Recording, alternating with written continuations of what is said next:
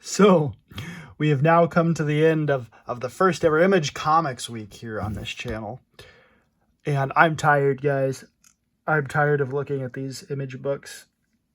Not because I entirely hate them, just because it's a chore. So far, we're going to talk about WildCATS. We'll get there. So far, we've looked at a book we actually liked, Gen 13. A book that had some things that were okay, but overall I'm not interested in going forward, which is The Savage Dragon by Eric Larson. So far, Gen 13 is the winner with Brandon Choi, Jim Lee, J. Scott Campbell, of course, with that exaggerated J. Scott Campbell eyes and style and everything we love from Mr. Scott Campbell. And we've also talked about a Kickstarted Image comic called Retrovirus by Justin Gray and Jimmy Palmiotti. Again, this was a crowdfunded comic, but also published by Image. All right. There's a lot to say about this book, guys. I want you to think here and to realize that some of the comics tropes that are going to be in this are things that I think I'm glad have died away. If we were going to be like a comics historian for a second and think about the history of comics, I think this is a dark period. Not just because there's a lot of dark tones like we saw in Savage Dragon, but in terms of what happened to the industry during this period. Not just in that it died, but in that some of this stuff was just not good. Now, before we get into that, do I like this WildCATS? Yes and no. Yes and no. I like Grifter. All right, so here's who's on the cover here. We've got Grifter, we've got Voodoo, Zealot, Spartan, Maw, and I don't know this guy's name. I read this book, don't know his name. I remembered all of these other ones. One character too many. Jim Lee. Great artists. But too busy, man. Sometimes this book, the art gets a little busy. Let's start out with why it was a struggle to get through this book for me. I struggled to get through it. The past. Here we go. We're in the past. We're setting something up. Who is this character? Oh, cool, man. Awesome. Let's get to know her. What's going to happen in the past. Interesting. Next page. The future. Oh, the future. Okay, she's in the future. She still exists. They're trying to find somebody, some sort of person, a dwarf maybe. Okay, interesting. All right. Oh, who's this person? Okay, the present. All right. The present. Okay. The present is August 8th, 1990. All right. So this is a guy. He was mentioned in the earlier page, I think, maybe. Maybe he's the dwarf. We saw somebody, Mr. What's that say? Jacob. Oh, maybe that's him. Okay. Interesting. I didn't catch that the first time I read through this.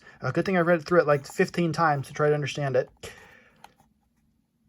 All right. So we're in the present. Okay. The present is 1990. I get it. All right. Oh, well, he's saved by this woman. Okay. She relates. All right. That's interesting. Boom. Here we go. Today, New York City, August 8th, 1990. What happened to the present being August 8th, 1990? What happened to that being the present? Now we're at today. So I'm supposed to read this during the present, and then I got to wait 2 years to read it so that I can... I mean, it's jumping around here, and it doesn't work. It's establishing this world, but nothing... It's doing it in such a weird way. Such a strange way. You're getting this character. He's established as maybe not being in the best position in life. And then we see 2 years later, he's still drunk in an alleyway. But why? Is he on a bender? What's going on? Is that just to make him seem like he's not the perfect angel of a character? Why did they make him a dwarf? What was the thought behind this? Who is this girl? Like, ultimately, I'm still confused as to what's happening here. All of these words, all of these different ideas and thoughts. Well, now we're introduced to more characters. This is Spartan. He's training Maul and somebody else. Who was it? I don't know. Let's see. Maul and Warblade. That's the other guy's name. Warblade. Okay. Now we have these other characters somewhere else in Chesapeake Bay, apparently. And here's somebody. Here's a guy over here. He looks maybe like he's a leader, bad guy. Then we have another bad guy. Oh, he's shoving a guy's face in spaghetti. All right. okay, well, who are these people? Are we going to get to know them a little bit more, see what the conflict is going to be? All right, they're all searching for the same woman. Okay, well, yeah, okay. Then we'll see some of those characters meet up and start to fight over this woman, right? Oh, no, but new characters. Grifter and Zealot.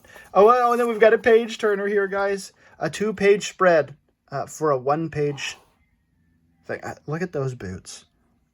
Look at those boots. Amazing.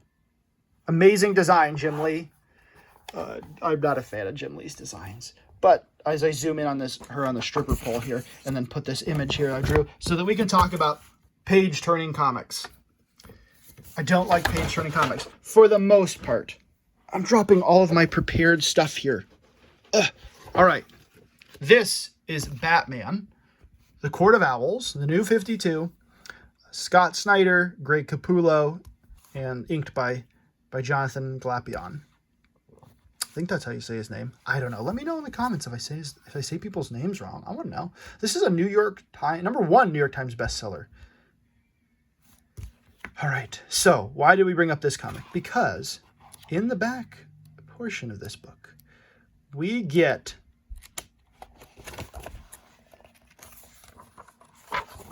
a use of turning the pages with a purpose. Batman is in a labyrinth. He's sort of lost. His mind is sort of changing because he's got this court of owls people, and they're starting to get to him. He maybe doesn't know Gotham as well as he thought he did, and so he's traveling through this labyrinth. And you'll see the pages are more than just one splash page turned sideways for looking cool. There was a purpose to this. He's going through, right? The book turns and it continues to turn, and then you get, boom, here we go. This final page. I don't think this works. I don't remember if the single issue has this on this page, but as you turn it, this is the image you see, this big image, as opposed to this one. And it might be that this is off in terms of what page you would have seen here. I don't know, but that seems like a mistake to me because you immediately get that revealed as opposed to this buildup of am I going crazy? I'm not listening, blah, blah, I'm not listening to you. And then the guy's right behind him. And then you get this. But, all right, so it doesn't work, at least in this trade. I'll have to compare it to the single issue. But I remember where I was when I read this comic. It's one of the few comics I can remember exactly where I was and the idea behind it, having to turn the pages, and I thought it was kind of cool at the time. It's a gimmick, but it kind of works because there's a purpose with the story. But having to turn the pages in this, sometimes it's like, why am I having to turn the book? What's the purpose of that? Other than like a big action pose, introducing a character, wouldn't a normal splash page work just as well? Maybe I'm wrong. Could be I'm wrong. Maybe you guys like that stuff, but for me, it gets a little much. This story just continues to go on. They're racing around. There's all these things that are happening, and ultimately, like, look at all the words on this page. It's so much. It's so much to take in. It's kind of hard to follow. The action is good. The art is sometimes good. It's a little busy. Oh, but then here we go. Of course, the obligatory Youngblood crossover. Yes, we now have them fighting Youngblood. That had to happen in every early Image comic book. You had to have this happen. They're fighting other superheroes. For some reason, they couldn't be teaming up. Just have, the coolest character, maybe Shaft, or maybe whoever this guy is, or this guy. I don't remember their names. I don't even think that's Shaft. That's somebody else. One of these is Shaft. Either this or this is Shaft. I don't know which one. I'm not an expert at Youngblood, guys. I'm not an expert at these early Image comics. It's out of my wheelhouse. But of course, you have to fight superheroes. That's how it goes. And then just so much happening. So busy. So many words. I do like the colors. There's a lot of pinks, a lot of bright colors in this throughout the whole book. It's sort of an interesting palette. And you have to wonder why they made those decisions. But overall, this book, there's some stuff to like about it. I could see maybe what they were going for. They're trying to establish a team here. They're trying to establish a brand new team, introduce all of these characters, But a slow burn, I think, might have worked better, or a little simpler. Maybe don't introduce us to Jacob Marlowe. Is that his name? It's like Jacob Marley from A Christmas Carol. Maybe just introduce us to Spartan here, or to Grifter, and let them take us through the story. As like, what if we just set up a little bit of Grifter's going, like we set that part where Grifter is going into to meet Voodoo. Okay. Oh no, we passed that part. It's way back here. Somewhere way back here. Right here. But what if we just set up with this page? What if we had that, you know, the past part? Like, you can set up a little bit, right? But instead of doing these characters, you go, boom, you're right here. A guy entering into the spot. You can even have this dialogue. Or, you know, this narration boxes, rather. He's going in here. Why is he going into the strip club? Don't have this 2-page thing. Nonsense. But, all right, you want that? Okay. All right, that's your choice, I guess. We're going through it. Why is he in here? What's going on? Then he's attacked. Boom. Then you introduce some of these other characters coming in to help him. Right? They come in, they're helping him. He doesn't know who they are. But at first he thinks maybe, oh, they're here to fight me. No, they're actually helping. They're looking for this girl too. Oh, they're fighting the bad guys. Okay. Then he gets to know them. All of this could have been in the first couple pages. We didn't need all of that other stuff. All the background and the world building of the story should take place over time, not right up front. It's not a good technique. Now, I have the benefit of hindsight, okay? But let's look at a comic that did it right. Another New 52 comic. This is a good example because here is them trying to establish something. They're trying to, some people were trying to get new readers in with these number ones, issue number 1 of the Justice League International. Dan Jurgens, most famous for creating Booster Gold and killing Superman. Aaron Lopresti, one of my favorite artists. Why do I like this book? Because it harkens back to an older style of comic, sort of a Silver Agey, Bronze Age style of comic. And Aaron Lopresti has even said that. I asked him about this book, and he brought that up without me having to even say that, but it was my thoughts as well. So how does this book establish this team? First of all, we see all of the members and some extra ones all here on this page. They're all being introduced before we even know it. We see all of them. There's no past, present, future, introducing a little dwarf man, nothing like that. We get this UN. This guy works for the UN. They're trying to establish a team that works for the UN. Interesting idea, I guess. But it's ultimately about a superhero team, so I'm on board. We get introduced to some more of these characters. Oh, this person could work. Oh, this is from this country. Oh, yeah, that'd be a good member of the team. Oh, Batman, I don't think so. I thought the idea was a team that we could control. Oh, they want to control the team. Uh-oh. Okay, so they're introducing conflict, and they're introducing which characters they actually want in the team. All right, and then just a few pages in, we get a setup of what's going to be the conflict for this issue of a comic book. They're going, the big overriding conflict, the big storyline. They're going to be saving these people. Oh, something is happening here to this UN team, so they're going to be sent to help those people. We get that idea established because of this. Then we introduce Booster Gold, just a few pages in. A lead character, a character that's going to be the main guy for the book, because you have to pick one of them to be the lead. It has to happen, or else the comic will get boring. Or you can have a couple. But ultimately, focusing on one character over many works for a better narrative. Then we start to get the team established. We set up a conflict because Guy Gardner hates working with people. He's a jerk face. I love Guy Gardner. He's hilarious. Most of the time, when done right. Then you have him, and he's flying away. He's leaving, but Batman has come, and Batman's going to go with these guys. But we get all of this characterization as they're going to save the day. All right, they're going to go try to help people. You get these characters start to get established. You get their personalities coming out. You get who Guy Gardner is. You get who Rocket Red is. You get all of these characters. Godiva. You get all of them who you don't know. I didn't know any of these characters going into this, other than Guy Gardner and Booster Gold and Batman. I wasn't really familiar with any of the other ones, but you start to get their personalities established. And then they go off and they're starting to fight. Okay, that is the benefit of a person who's been writing comics at this point in like 2011 when this came out, for 25, 30 years maybe at that point. Let's think. 20, yeah, but he started in the 80s. So yeah, about 25, 30 years. So he has a better grasp of how to do the introduction of a team compared to these guys, Jim Lee and Brandon Choi. Now, I don't have anything against these guys. I love Jim Lee's art. He's a great artist. But we see here, this is interesting. Brandon Choi forgoing a future seat on the Supreme Court. That's a joke, I think. Brandon left his legal career in New York to join the creative team at Homage Studios. So this is somebody he's just starting out in writing. Jim Lee wants to set up a world with his friend Brandon Choi. He wants to bring in somebody to help him do the writing because he doesn't feel like he's as strong a writer. He didn't have as much experience. So he brings somebody in, a friend. They're going to establish this world. And it's so busy. There's so much going on. It just doesn't quite work when you compare it to this. All right.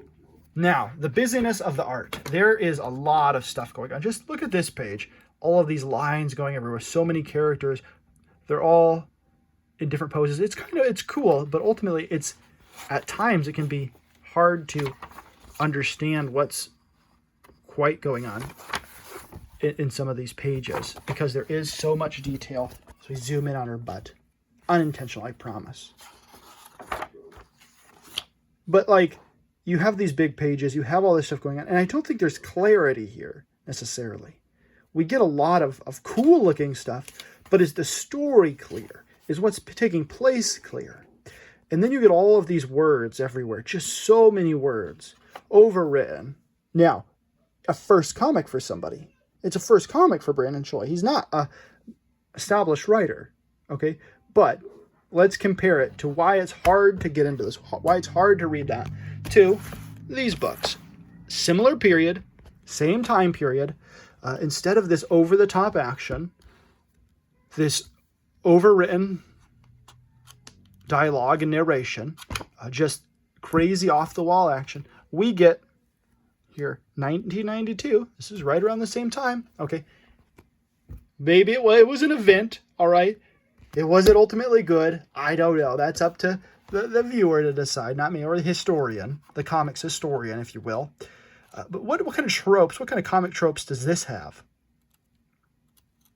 First of all, let's just open to a random page. And let's look at how much dialogue is on it. Right? No narration boxes, just dialogue. You get big open, not open, but big panels. You get more clarity of the action. Maybe it's not as cool looking, but the story is clear. What's happening here as we see a fight take place? Let's open to another random page. Okay. Well, here we get a little bit more, but you have a big open panel. This is a splash page. We're establishing something. Okay. And then you go on, and again, there's not words written all over the place in all these crazy places. Maybe this is a little bit boring for people. I don't know. But as I look through this is much more readable. Again, we'll look at A World Without Superman. We'll just open up to here's a good page with rain. I love rain. All the rain in every comic, rain everywhere. You get, there's a story being told here. There's a story that I've read this, and there's a story about characters with feelings and emotions dealing with the death of Superman. It's really interesting, and it's really a lot better than the craziness that was happening in Image Comics at the time. You're getting a sense of these characters, even if they're not going to move. You're not going to see these characters ever again, like this guy. This isn't a main character. This isn't Wonder Woman. This isn't Superman. This isn't Lois Lane. This isn't Jimmy Olsen. How does this guy, this regular guy, deal with the death of Superman when he feels like he's to blame? You get this art. It's becoming a review of World Without Superman. Anyways, the point is, look at this. This is far more readable, guys. As cool as the Image stuff may have been, this stuff is way easier to hand to somebody, and they will get a sense of what it is. Although Lex Luthor with like a Leonian, beard and hair here, a little strange. A little strange. He should be bald. Again, it might be simpler. It might not be what people like. It might be a jobber, right? To quote cartoonist kayfabe. But it reads a lot better, man. It works a lot better. These comics from the same period of time are more understandable than WildCATS. That's just the bottom line. Now, that being said, here at the end of Image Comics Week is the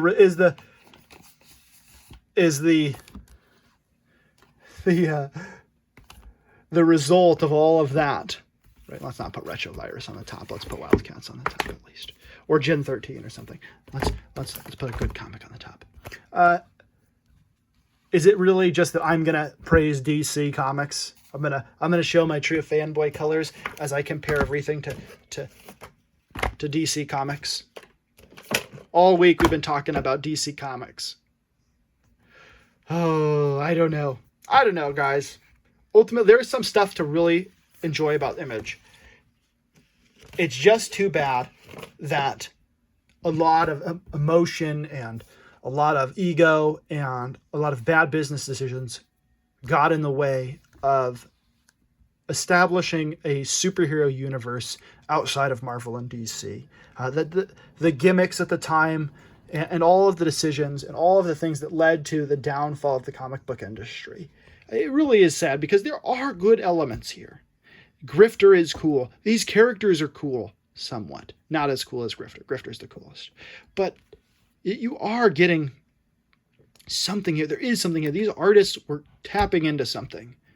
It's just all of the things we've talked about. The story being too much. There being too much dialogue. Ultimately, the style of the time with the sort of Image and Marvel style of just crazy action and all of this stuff. It's why it doesn't work. When you go back and look at early Image comics, you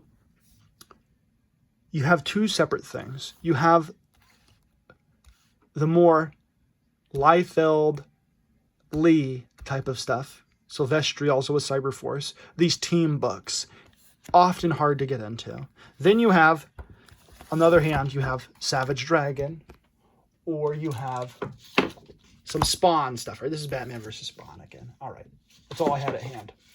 But you have Spawn stuff, all right? Spawn's been so much of that time sitting in an alleyway doing nothing, but you're building up the character.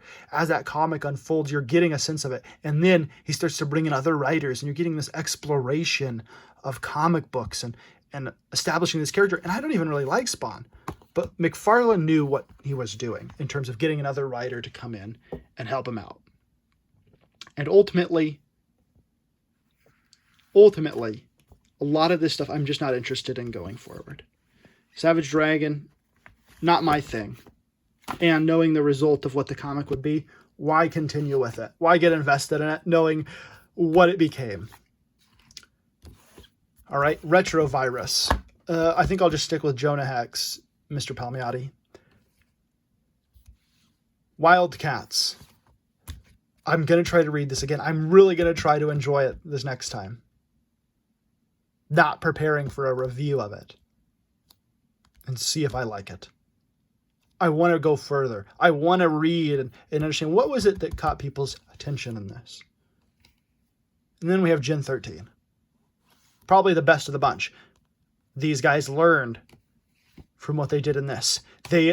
All of the issues that we had with that one are not as big a problem. It's still a little bit overwritten, but you're getting an establishing thing here of the world, 3 pages at the most, and then boom, a singular character whose narrative you're following into how she sees the world, how she gets involved in this team, how she sees all of these characters, how she grows. That works. This ultimately is better than this.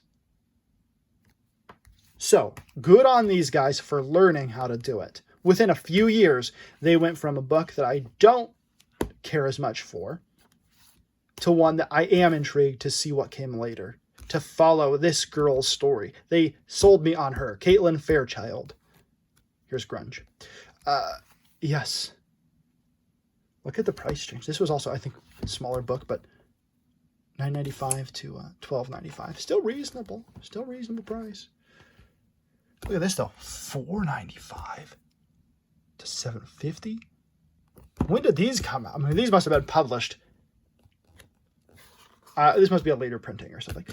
But anyways, the point is, Image Comics, when it comes down to it, I'm intrigued. I want to see more, but this is always going to be the predominant stuff on my shelf.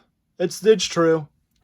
I mean, that's the majority of stuff I like. I like DC Comics. I like the storytelling over the art, I think. And I mean, not to say that this isn't good art.